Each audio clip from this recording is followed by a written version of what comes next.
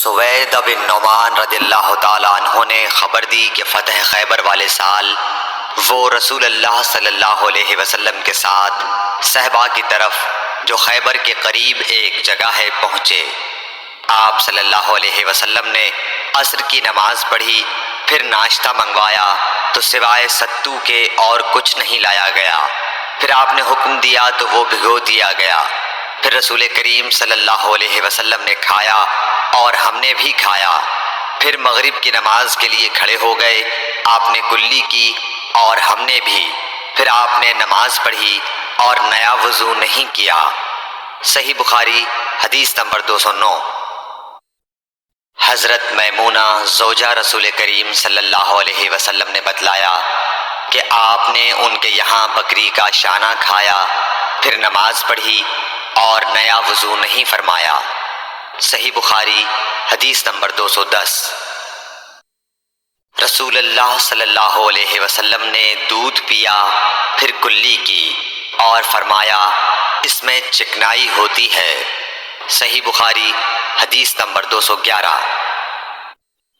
رسول کریم صلی اللہ علیہ وسلم نے فرمایا کہ جب نماز پڑھتے وقت تم میں سے کسی کو اونگ آ جائے تو چاہیے کہ وہ سو رہے یہاں تک کہ نیند کا اثر اس سے ختم ہو جائے۔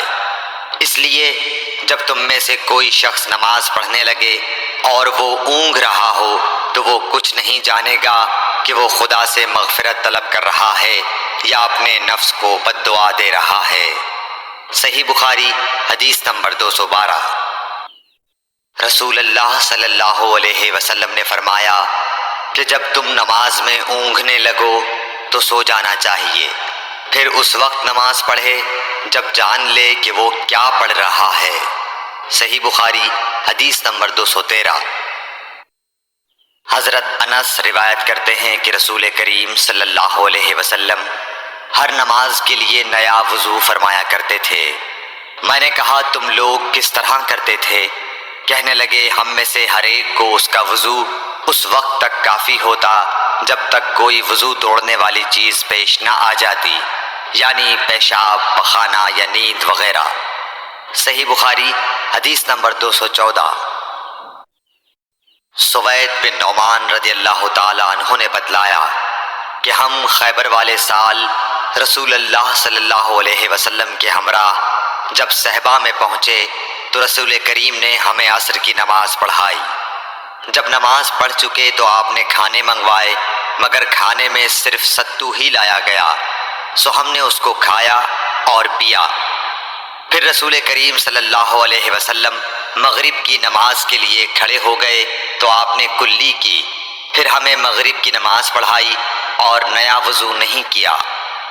صحیح بخاری حدیث نمبر 215۔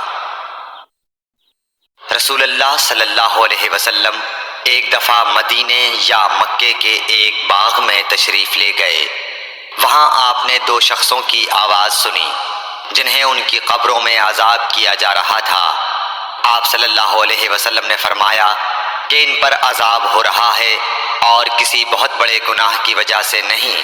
پھر آپ صلی اللہ علیہ وسلم نے فرمایا بات یہ ہے کہ ایک شخص ان میں سے پیشاب کے چھینٹوں سے بچنے کا اہتمام نہیں کرتا تھا اور دوسرا شخص چغل خوری کیا کرتا تھا۔ پھر آپ صلی اللہ علیہ وسلم نے کھجور کی ایک ڈالی منگوائی اور اس کو توڑ کر دو ٹکڑے کیا اور ان میں سے ایک ایک ٹکڑا ہر ایک کی قبر پر رکھ دیا۔ لوگوں نے آپ صلی اللہ علیہ وسلم سے پوچھا کہ یا رسول اللہ یہ آپ نے کیوں کیا؟ آپ نے فرمایا اس لیے کہ جب تک یہ ڈالیاں خشک نہ ہوں شاید اس وقت تک ان پر عذاب کم ہو جائے۔ صحیح بخاری حدیث نمبر 216۔ انس بن مالک رضی اللہ تعالی عنہ روایت کرتے ہیں کہ رسول کریم صلی اللہ علیہ وسلم جب رفع حاجت کے لیے باہر تشریف لے جاتے تو میں آپ کے پاس پانی لاتا، آپ اس سے استنجا فرماتے۔ صحیح بخاری حدیث نمبر 217۔ ایک مرتبہ رسول اللہ صلی اللہ علیہ وسلم دو قبروں پر گزرے تو آپ نے فرمایا کہ ان دونوں قبر والوں کو عذاب دیا جا رہا ہے اور کسی بڑے گناہ پر نہیں۔ ایک تو ان میں سے پیشاب سے احتیاط نہیں کرتا تھا اور دوسرا چغل خوری کیا کرتا تھا۔ پھر آپ صلی اللہ علیہ وسلم نے ایک ہری ٹہنی لے کر بیچ سے اس کے 2 ٹکڑے کیے اور ہر ایک قبر پر ایک ٹکڑا گاڑ دیا۔ لوگوں نے پوچھا کہ یا رسول اللہ آپ نے ایسا کیوں کیا؟ آپ نے فرمایا شاید جب تک یہ ٹہنیاں خشک نہ ہوں ان پر عذاب میں کچھ تخفیف رہے۔ صحیح بخاری حدیث نمبر 218۔ رسول کریم صلی اللہ علیہ وسلم نے ایک دیہاتی کو مسجد میں پیشاب کرتے ہوئے دیکھا تو لوگوں سے آپ نے فرمایا اسے چھوڑ دو۔ جب وہ فارغ ہو گیا تو پانی منگوا کر آپ نے اس جگہ بہا دیا۔ صحیح بخاری حدیث نمبر 219۔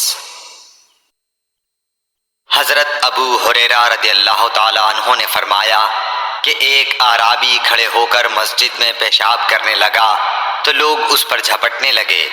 یہ دیکھ کر رسول کریم صلی اللہ علیہ وسلم نے لوگوں سے فرمایا کہ اسے چھوڑ دو اور اس کے پیشاب پر پانی کا بھرا ہوا ڈول یا کچھ کم بھرا ہوا ڈول بہا دو، کیونکہ تم نرمی کے لیے بھیجے گئے ہو، سختی کے لیے نہیں۔ صحیح بخاری حدیث نمبر 220۔ ایک دیہاتی شخص آیا اور اس نے مسجد کے ایک کونے میں پیشاب کر دیا۔ لوگوں نے اس کو منع کیا تو رسول کریم صلی اللہ علیہ وسلم نے انہیں روک دیا۔ جب وہ پیشاب کر کے فارغ ہوا تو آپ نے اس کے پیشاب پر ایک ڈول پانی بہانے کا حکم دیا، چنانچہ بہا دیا گیا۔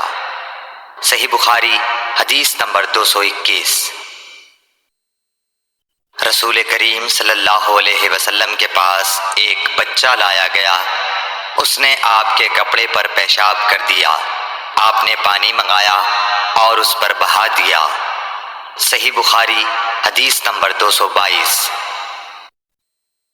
ام قیس بنت محصن نامی ایک خاتون رسول کریم صلی اللہ علیہ وسلم کی خدمت اقدس میں اپنا چھوٹا بچہ لے کر آئیں جو کھانا نہیں کھاتا تھا، یعنی شیر خوار تھا۔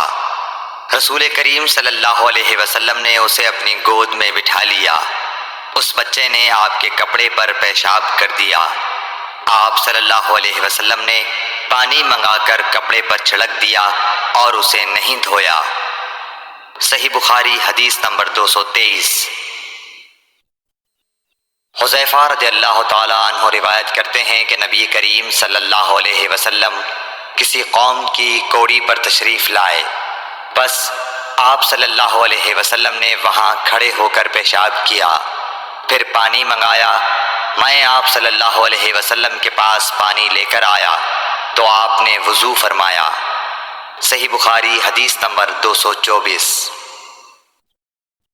حذیفہ رضی اللہ تعالی عنہ کہتے ہیں کہ ایک مرتبہ میں اور رسول کریم صلی اللہ علیہ وسلم جا رہے تھے کہ ایک قوم کی کوڑی پر جو ایک دیوار کے پیچھے تھی پہنچے تو آپ اس طرح کھڑے ہو گئے جس طرح ہم تم میں سے کوئی شخص کھڑا ہوتا ہے۔